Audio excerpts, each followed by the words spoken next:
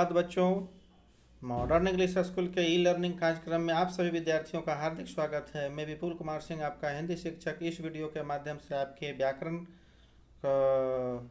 का आपका विकारी शब्द का ये दूसरा पद आपका सर्वनाम है और इसे लेकर मैं उपस्थित हुआ हूँ। चलिए बच्चों, तो आज हम लोग विकारी शब्द का जो ये दूसरा पद सर्वनाम है हम लोग उसको पढ़ेंगे। इसके पूर्व हमने संज्ञा को पढ़ा दिया है, इसका वीडियो जो है भेज चुका हूँ और आज इसको हम लोग पढ़ते हैं। तो जैसा कि आप लोग देखें कि संज्ञा में क्या होता है बच्चों कि सभी का नाम, उसमें बतलाए होंगे सभी का नाम, चाहे वो जो भी नाम हो या भाव हो, गुण हो, अवस्था हो, रूप हो, रंग हो, कुछ भी हो, वो सब संज्ञा के अंतर्गत आता है। लेकिन ठीक इसमें क्या है कि सर्वनाम, सर्व प्लस नाम यानी सर्वधन नाम, यानी सर्व का मतलब सभी और नाम मतलब सभी के नाम, अर्थात संज्ञा के स्थान पर प्रयुक्त होने वाले जो शब्द होते हैं वे सर्वनाम कहलाते हैं। क्या? संज्ञा के बदले में या संज्ञा के स्थान पर प्रयुक्त या प्रयोग होने वाले शब्द सर्वनाम कहलाते हैं। आगे चलिए, इसमें बच्चों ये किसी भी संज्ञा के स्थान पर प्रयुक्त किया जा सकते हैं। इसके लिए हर भाषा में इनकी संख्या कुछ थोड़ी होती है और 11 मुख्य होती है, जैसे मैं, हम, तुम, आप, यह, वह, जो, कोई, कुछ, कौन, क्या आदि, है ना। इस तरह से है। कुछ यहाँ जानते हैं कि सर्वनाम का प्रयोग संज्ञा के स्थान पर होता है, इसलिए संज्ञा के समान ही कारक के कारण इनमें विकार या परिवर्तन भी होता है ना, जो कि आज आगे हम लोग पढ़ेंगे लास्ट में। यानी सर्वनाम शब्दों के रूप रचना का तालिका मैंने आगे अंत में बनाया है, उसको देखेंगे क्या है ना, कि कर्ता कारक के आधार पर। हालांकि इसमें देखिए सर्वनाम में लिंग में बदलाव नहीं होता, जैसा कि विकारी शब्द में शुरू में ही अर्थात संज्ञा जब बदलाए थे उसमें ही बतलाए थे कि जिस शब्द पर जो है लिंग, वचन, काल, कारक, पुरुष का प्रभाव पड़ता है उससे, अर्थात उसमें परिवर्तन आता है उसके प्रभाव से, तो विकारी होता है ना। लेकिन इसमें क्या है, लिंग का प्रभाव सर्वनाम में नहीं होता है ना। चलिए, तो इसमें हम लोग आगे पढ़ेंगे, उसको शब्द रचना में देखेंगे। यहाँ पर हम लोग आगे पढ़ते हैं, है ना। संज्ञा के समान इनके साथ संबोधन का प्रयोग नहीं किया जा सकता। संज्ञा के समान इनके साथ संबोधन का प्रयोग नहीं किया जा सकता है। चलिए, इसको विशेष आगे पढ़ेंगे। सर्वनाम के भेद कितने हैं? सर्वनाम के भेद बच्चों 6 है ना। जैसे है कि पुरुषवाचक सर्वनाम, निश्चयवाचक सर्वनाम, अनिश्चयवाचक सर्वनाम, संबंधवाचक सर्वनाम और प्रश्नवाचक सर्वनाम और निजवाचक सर्वनाम। चलिए, अब जो 6 भेद है, 6 भेदों को हम लोग बारी बारी से, है ना, सोदाहरण समझते हैं। सोदाहरण मतलब उदाहरण सहित समझते हैं। पहला है पुरुषवाचक सर्वनाम, जैसा कि आपको पहले बतलाए थे, है ना। तो इसका परिभाषा है कि जब कोई व्यक्ति किसी अन्य व्यक्ति के लिए कोई बात कहता है तो मुख्य रूप से 3 वाचक प्रयुक्त होते हैं। जैसे एक होता है वक्ता, दूसरा होता है श्रोता, तीसरा होता है जिसके विषय में कहा जा रहा है। इसका डिटेल हम परिभाषा आगे है, इसको पहले समझें कि परिभाषा में कि जब कोई व्यक्ति, है ना, किसी अन्य व्यक्ति के लिए कोई बात कहता है तो मुख्य रूप से 3 वाचक जो है प्रयुक्त होते हैं। कहिए कैसे? एक हम हो गए बोलने वाले, एक आप हो गए जैसे सुनने वाले, और जिसके विषय में हम बतला रहे हैं तो वो तीसरा हो गया, अर्थात अन्य हो गया। तो इसीलिए इसमें 3 बताया कि वक्ता बोलने वाले, श्रोता सुनने वाला, अन्य जिसके बारे में कहा जाता है ना, इसको अब उसी को कहा जाता है। अब इसके आधार पर, है ना, कहता है कि परिभाषा है इसका पुरुषवाचक का कि जो सर्वनाम कहने वाले, सुनने वाले या जिसके विषय में कहा जाए उनका बोध कराते हैं उन्हें पुरुषवाचक सर्वनाम कहते हैं, है ना। इसके भी बच्चों 3 भेद हैं। एक है उत्तम पुरुष, दूसरा है मध्यम पुरुष और तीसरा है अन्य पुरुष। तो देखिए बारी बारी से इसको भी हम लोग समझते हैं। जैसे उत्तम पुरुष क्या है कि बोलने वाला या लिखने वाला व्यक्ति अपने लिए जिन सर्वनामों का प्रयोग करता है वह उत्तम पुरुष सर्वनाम कहलाता है ना। इसको इस तरह से बोल सकते हैं कि उत्तम पुरुष कहने बोलने वाले को उत्तम पुरुष कहते हैं। इस तरह से भी हम परिभाषा जान सकते हैं संक्षिप्त में, क्या? बोलने वाले को उत्तम पुरुष कहते हैं। और नहीं तो ये से विस्तृत रूप से कि बोलने वाला या लिखने वाला व्यक्ति अपने लिए जिन सर्वनामों का प्रयोग करता है ना, वे उत्तम पुरुष सर्वनाम कहलाते हैं। उसमें क्या आते हैं बच्चों? से मैं, हम लोग, हम सब आदि। अब तीसरा क्या है? मध्यम, क्षमा करेंगे, दूसरा क्या है? मध्यम पुरुष। इसको हम ऐसे भी कह सकते हैं उत्तम पुरुषवाचक सर्वनाम, मध्यम पुरुषवाचक सर्वनाम और अन्य पुरुषवाचक सर्वनाम, इस तरह से भी हम कह सकते हैं। तो चलिए आइए दूसरा में क्या, मध्यम पुरुषवाचक सर्वनाम के जिसे संबोधित कर कुछ कहा जाए या जिससे बातें की जाए या जिसके बारे में कुछ लिखा जाए, उनके नाम के बदले में प्रयुक्त होने वाले सर्वनाम मध्यम पुरुषवाचक सर्वनाम कहलाते हैं, है ना। इसको संक्षिप्त में इस तरह से भी कह सकते हैं, है ना, कि बोलने वाले को मध्यम पुरुष कहते हैं। क्या, वो बोलने वाले को या वक्ता को नहीं, बल्कि क्षमा करेंगे, सुनने वाले को, क्षमा करेंगे, बोलने वाले को तो यहाँ पर कहा जा रहा है आपका उत्तम पुरुष, यानी सुनने वाले को या श्रोता को यहाँ पर मध्यम पुरुष कहेंगे। तो वही है कि जिसे संबोधित कर कुछ कहा जाए, जिससे बातें की जाए या जिसके बारे में कुछ लिखा जाए, उनके नाम के बदले में प्रयुक्त होने वाले सर्वनाम मध्यम पुरुष सर्वनाम कहलाते हैं या पुरुषवाचक सर्वनाम कहलाते हैं। उसका क्या है भाई, तू, तुम, आप लोग, आप सब आदि, ये सब मध्यम पुरुष के अंतर्गत आता है। चलिए अब आगे हम लोग देखते हैं कि अन्य पुरुष क्या है। तो अन्य पुरुष जिसके बारे में बात की जाए या कुछ लिखा जाए उनके नाम के बदले में, तो वही आपका क्या कहलाता है, अन्य पुरुष। फिर से इसको समझें कि जिसके विषय में, है ना, वक्ता श्रोता से कह रहा हो, यानी वक्ता ने बोलने वाला सुनने वाले को जिसके विषय में कह रहा हो, वह अन्य पुरुष कहलाता है। अर्थात जिसके, इसको संक्षिप्त में इस तरह से बोल सकते हैं बच्चों कि जिसके विषय में कुछ कहा जाए उसे हम अन्य पुरुष वाचक सर्वनाम भी कहते हैं, है ना। जिसके विषय में कुछ कहा जाए उसे हम अन्य पुरुषवाचक सर्वनाम कहते हैं, इस तरह से भी कह सकते हैं। नहीं तो फिर यहाँ तो है कि जिसके बारे में बात की जाए या कुछ लिखा जाए, उनके नाम के बदले में प्रयुक्त होने वाले सर्वनाम अन्य पुरुषवाचक सर्वनाम कहलाते हैं। इसका है क्या उदाहरण बच्चों, है ना, वे लोग, ये, यह, है ना, ये सब है आपका। यहाँ आप थोड़ा सा देखिए गलत लिखा गया, गलत नहीं होना चाहिए था। चलिए आगे देखते हैं क्या है, निश्चयवाचक सर्वनाम। क्या, निश्चयवाचक सर्वनाम, है ना, दूसरा भेद है। तो आपका इसमें क्या, जो सर्वनाम पास की या दूर की वस्तु या व्यक्ति की ओर निश्चित संकेत करते हैं वे निश्चयवाचक सर्वनाम कहलाते हैं। बच्चों, इस निश्चयवाचक सर्वनाम का एक नाम और भी है, संकेतवाचक सर्वनाम भी कहते हैं। क्या कहते हैं, संकेतवाचक सर्वनाम, है ना, क्योंकि यह संकेत कर कुछ बतलाता है, यह, वह, ये, वे, इसलिए संकेतवाचक भी इसको कहा जाता है। इसका परिभाषा है कि जो सर्वनाम पास की या दूर की वस्तु या व्यक्ति की ओर निश्चित संकेत कर कुछ कहा जाए या संकेत करते हैं, उसे हम निश्चयवाचक सर्वनाम कहते हैं। इसके मुख्य दो जो है प्रयोग होते हैं, एक निकट की वस्तुओं के लिए, जिसके लिए हम लोग यह प्रयोग करते हैं एक वचन, और ये प्रयोग करते हैं बहुवचन के लिए। दूर की वस्तुओं के लिए बच्चों वह और वे है, तो वह जो है ना, आपको क्या कहते हैं, दूर की वस्तुओं के लिए वह जो है एक वचन के लिए और वे जो है बहुवचन के लिए, है ना। चलिए इसको कुछ उदाहरण और देखते हैं। कुछ शब्द ऐसे होते हैं जो निश्चयवाचक सर्वनाम तथा पुरुषवाचक सर्वनाम दोनों प्रकार से प्रयुक्त किए जा सकते हैं, इसलिए इनके प्रयोग में सावधानी थोड़ा सा बरतनी पड़ती है और वो आवश्यक है। जैसे रोहन कक्षा में प्रथम आया इसलिए उसे पुरस्कृत किया जाएगा, ये पुरुषवाचक सर्वनाम है। इसी को हम इस तरह से निश्चयवाचक सर्वनाम हम कह सकते हैं कि इस वर्ष भी उसी को पुरस्कृत किया जाएगा। देखिए यहाँ रोहन नहीं बोले, लेकिन यहाँ पर कहे कि इस वर्ष भी उसी को पुरस्कृत किया जाएगा। निश्चय यहाँ कर रहा है, संकेत बतला रहा है कि रोहन को ही किया जाएगा, तो इस तरह से है। एक और है कि तुम कहाँ जा रहे हो, पुरुषवाचक है। अब है अगला कि तुम ही से सर्वाधिक अंक प्राप्त करने की आशा की जा रही है। इस तरह से ये आपका एक उदाहरण देकर समझाए बच्चों, है ना। आगे अब आते हैं अगले जो है तीसरे जो है भेद की ओर। तीसरा भेद इसका है बच्चों कि जिस सर्वनाम के प्रयोग से किसी निश्चित प्राणी या वस्तु का बोध न होकर जो न होता है वे अनिश्चयवाचक सर्वनाम कहलाता है।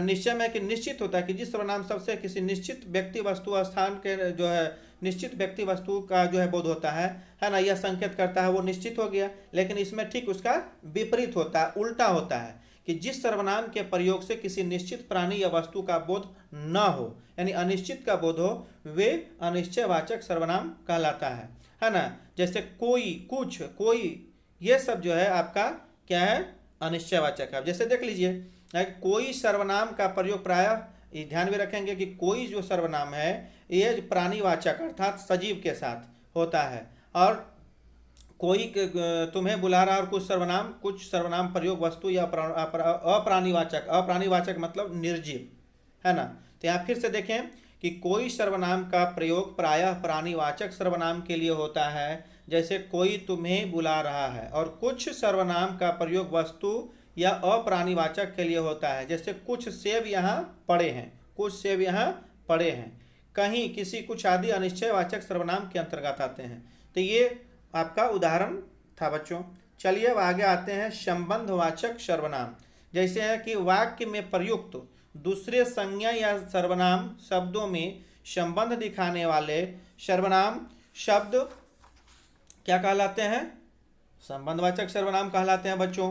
अब इसमें देख सकते हैं हम कि आपका उदाहरण है, फिर से इसको समझते हैं कि वाक्य में प्रयुक्त दूसरे संज्ञा यानी कि एक व्यक्ति या वस्तु का संबंध, इस तरह से बोल सकते हैं कि एक व्यक्ति या वस्तु का संबंध अगर दूसरे व्यक्ति या वस्तु से बतलाया जाए या दिखाया जाए तो उसे संबंधवाचक सर्वनाम कहते हैं। इस तरह से भी आप परिभाषित कर सकते हैं। नहीं तो यहाँ पर स्क्रीन में दिया हुआ कि वाक्य में प्रयुक्त दूसरे संज्ञा सर्वनाम शब्दों में संबंध दिखाने वाले सर्वनाम संबंधवाचक सर्वनाम कहलाता है। और नहीं तो इसे इस तरह से भी कि किसी भी यानी कि एक व्यक्ति या वस्तु का संबंध किसी दूसरे या व्यक्ति वस्तु के साथ बतलाया जाए तो उसे संबंधवाचक सर्वनाम कहा जाता है। जैसे अब यहाँ पर देखिए उदाहरण के माध्यम से हम समझते हैं बच्चों। उदाहरण में कि जो सोएगा सो खोएगा, जो और सो यहाँ संबंध बतला रहा है कि जो सोएगा वो खोएगा, है ना। जो सोएगा सो खोएगा, तो जो और सो यहाँ पर संबंध बतला रहा है। जो करेगा सो भरेगा, मतलब जो आदमी करेगा जैसा करेगा वैसा ही पाएगा, निभाएगा। तो जो और यहाँ सो ये भी है। जिसकी लाठी उसकी भैंस, है ना, जिसकी और उसकी, जिसकी लाठी अर्थात जिसके पास ताकत होगा वही किसी चीज को प्राप्त कर सकता है अर्थात। अगला है बच्चों कि जो सत्य बोलता है वह नहीं डरता, जो सत्य बोलता है वह नहीं डरता, जो और यहाँ वह हो गया। जो आया है सो जाएगा ही, जो आया है सो जाएगा ही, ये सब आपका क्या हो गया? संबंध बतला रहा है बच्चों। चलिए अब इसके आगे का जो भेद है उधर चलते हैं। अगला भेद है प्रश्नवाचक सर्वनाम। क्या? प्रश्नवाचक सर्वनाम। जिस सर्वनाम का प्रयोग प्रश्न पूछने के लिए होता है उसे प्रश्नवाचक सर्वनाम कहते हैं, है ना। जिससे प्रश्न पूछा जाए, है ना, जिस शब्द से प्रश्न पूछने का या जिस सर्वनाम शब्द से प्रश्न पूछने का बोध हो उससे हम प्रश्नवाचक सर्वनाम कहते हैं। जैसे कौन, किन्हें, किस आदि, ये सब प्रश्नवाचक सर्वनाम है। उदाहरण देखिए, वहाँ सीढ़ियों में कौन खड़ा है, तो कौन जो शब्द है वो आपका प्रश्नवाचक शब्द है। आज तुमने क्या खाया, है ना, क्या पूछ रहा है, यहाँ पर प्रश्न कर रहा है, क्या तुमने आज क्या खाया, तो क्या यहाँ प्रश्न है, वाचक शब्द है। कल तुम किससे बात कर रहे थे, तो यहाँ पर किससे जो है यह प्रश्नवाचक शब्द हो गया। चलिए बच्चों आगे इसमें है कि इन सर्वनाम शब्दों में कौन तथा किससे प्राणीवाचक के लिए प्रयुक्त हुए हैं तथा क्या जो है अप्राणीवाचक। प्राणीवाचक मतलब सजीव, अप्राणीवाचक मतलब निर्जीव।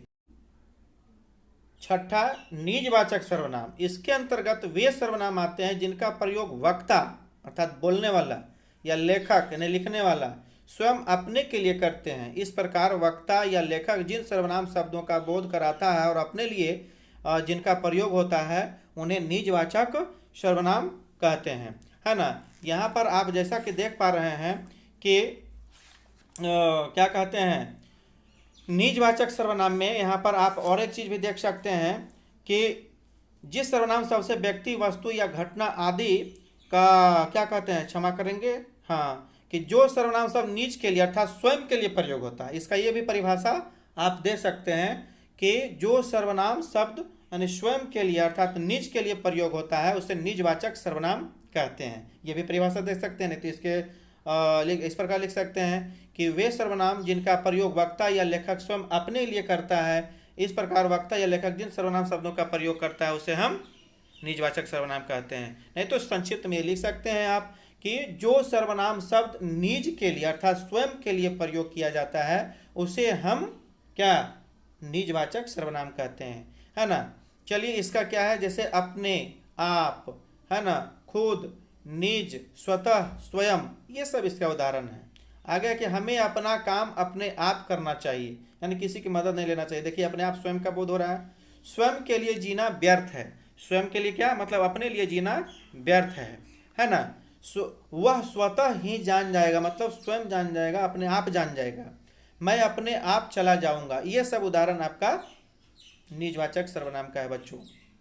स्वतः है, स्वयं है, अपने आप है, ये सब आपका निजवाचक। चलिए बच्चों कुछ देखते हैं कि अब जो है सर्वनाम शब्दों का जो है ट्रांसफॉर्मेशन होता है, इंग्लिश में बोलते हैं ट्रांसफॉर्मेशन, अर्थात तो रूप में बदलाव होता है, परिवर्तन होता है। तो आइए बच्चों अब सर्वनाम शब्दों की कुछ रूप रचना को देखते हैं, है ना। इसमें उत्तम पुरुष अर्थात उत्तम पुरुष में जो मैं है उसमें देखिए कारक से कैसे बदलाव होता है। जैसे कारक में है कर्ता कारक, इसमें ध्यान रखेंगे कि इसमें जो है आपका सर्वनाम शब्द पर पुरुष वचन तथा कारकों का प्रभाव पड़ता है, लेकिन लिंग का प्रभाव नहीं पड़ता है, याद रखिएगा, है ना। और सर्वनाम शब्दों की रूप रचना में संबोधन नहीं होता, ये तो पूर्व में ही अर्थात प्रारंभ में ही जो है हम बतला चुके थे। चलिए तो इसमें देखिए सर्वनाम शब्दों की रूप रचना में कि मैं जो उत्तम पुरुष का है तो उसका कैसे होगा कारक का, यानी कि कारक का जो विभक्ति चिन्ह होता है, विभक्ति चिन्ह यानी कारक का भेद 8 है, तो लेकिन उसमें संबोधन के साथ ही इसका प्रयोग नहीं होता है। संबोधन का जो विभक्ति चिन्ह है उससे लगा करके एक वचन बहुवचन नहीं बनाया जा सकता है ना। इसलिए सिर्फ 8 में से 7 का ही होता है। कर्ता का हो गया, कर्म का हो गया, करण, संप्रदान, ना अपादान, संबंध और अधिकरण, इसी का जो है इसमें विभक्ति चिन्ह लगा करके बनाया जाता है एक वचन और बहुवचन। जैसे देखिए यहाँ पर, जैसा कि आप यहाँ स्क्रीन पर देख रहे हैं कि कारक एक वचन और बहुवचन है। तो अब यहाँ पर जैसा कि देख पा रहे हैं कि आ गया कर्ता, कर्ता में एक वचन कर्ता का क्या हो गया भाई, तो आपका मैं और मैंने, और उसी का बहुवचन में क्या है हम, हमने, हम लोग, हम लोगों ने। यानी यहाँ पर देखिए क्या होगा, मैं के साथ मैंने जुट गया, ने कर्ता का जो विभक्ति चिन्ह ने है तो मैंने हो गया। हम है तो हम के साथ ने जुट गया विभक्ति चिन्ह तो हमने हो गया। हम लोग हो गया, हम लोगों ने हो गया, है ना। ने यहाँ विभक्ति चिन्ह, मुख्य रूप से ने विभक्ति चिन्ह जुट रहा है क्योंकि कर्ता का विभक्ति चिन्ह ने है। कर्म का क्या है को, है ना। तो यहाँ पर देखिए आगे आपका है कर्म का, जैसा कि आप देख पा रहे हैं कि कर्म में मुझे, तो यहाँ मुझे के साथ में को जोड़ देते हैं तो मुझको हो जाता है। हमें, तो यहाँ हम के साथ में हमको जोड़ देते हैं, को विभक्ति चिन्ह है तो आपका हमको हो जाता है, हम लोगों को हो जाता है। यानी विभक्ति चिन्ह के आधार पर इसमें आपका शब्द का निर्माण हो रहा है, एक वचन और बहुवचन। करण में है से, करण में से, तो यहाँ मुझ और उसमें एक वचन होगा करण का जो है मैं का, मुझ या मुझे, और यहाँ पर से जुट गया करण का तो मुझसे हो गया, मेरे द्वारा हो गया। हम का हमसे, से यहाँ जुट रहा है, हमारे द्वारा या हम लोगों से, विभक्ति चिन्ह जुट रहा है ना, क्योंकि यहाँ पर करण मद में द्वारा या से दोनों होता है तो दोनों यहाँ पर जुट रहा है। चलिए आगे आते हैं, आपका क्या है करण के बाद आ जाता है क्या संप्रदान, क्या आता है संप्रदान। तो संप्रदान में क्या विभक्ति चिन्ह क्या है, कहा के नहीं, के लिए, को, के लिए, को और के लिए। तो देखिए मुझे यहाँ मुझको, है ना, को इसमें भी आ गया, मेरे के साथ लिए आ गया तो यहाँ मेरे लिए विभक्ति चिन्ह लिए हो गया। हम का हमको हो गया, हमारे लिए, हमें, हम लोगों के लिए। अपादान में है देखिए मुझ का, अपादान का भी साथ से सी होता है, मैंने के करण में जो है लगाव होता है, जुड़ा होता है, माध्यम होता है, लेकिन इसमें अपादान में विभक्ति चिन्ह किस लिए प्रयोग होता है, अलगाव के लिए, जुदाई के लिए होता है। तो यहाँ भी से का ही प्रयोग है। तो मुझ का एक वचन मुझसे हो गया, और हमसे, हम का हमसे, हम लोगों से। संबंध में भी वही चीज़ है कि मेरा है, यानी कि उसमें संबंध में काके की रारेरी नाने नी होता है विभक्ति चिन्ह, इसमें रारेरी के हिसाब से यहाँ पर देखिए मैं का मेरा, मेरी, मेरे, एक वचन। संबंध कारक का हिसाब से यहाँ पर जो एक वचन हो गया आपका बहुवचन है, हम का हमारा, रारेरी लग रहा है, हमारा, हमारे, हमारी, है ना, इस तरह से आपका ये हो रहा है। फिर अधिकरण, मुझ, उसमें अधिकरण का में और पर होता है विभक्ति चिन्ह, तो इसमें देखिए अधिकरण का में आ गया, एक अधिकरण का एक वचन आ गया मुझ में, मुझ पर, एक वचन। बहुवचन उसे क्या, हम में, हम पर। इस तरह से शब्द का निर्माण हो रहा है बच्चों। अर्थात विकारी शब्द के लिए मैंने बतलाया था भी कि आप लोगों का इसमें परिवर्तन होता है ना, तो इससे देखिए परिवर्तन हो रहा है ना। आइए अब जो है मध्यम पुरुष में तू होता है, तो तू के साथ में यहाँ पर कारक एक वचन बहुवचन कैसे बनेगा वो देखिए, कर्ता के साथ तू और तू के साथ ने लग गया, तूने, तुम, तुमने, तुम लोग, तुम लोगों ने।